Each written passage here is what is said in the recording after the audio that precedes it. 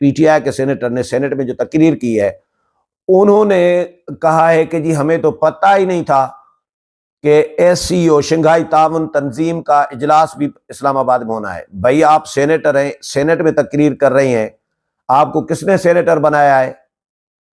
2 महीनों से ये खबरें मीडिया में रिपोर्ट हो रही थी, चल रही थी, हमें भी पता था कि एससीओ होनी है, शंघाई ताउन तंजीम का सरबराह इजलास इस्लामाबाद में होना है। ये 2 महीनों से पहले, 2 महीने पहले पता था। और वो सेनेटर हैं पीटीआई के, और वो झूठ, मतलब ये झूठ देखे ना किस तरह बोल रहे होते हैं।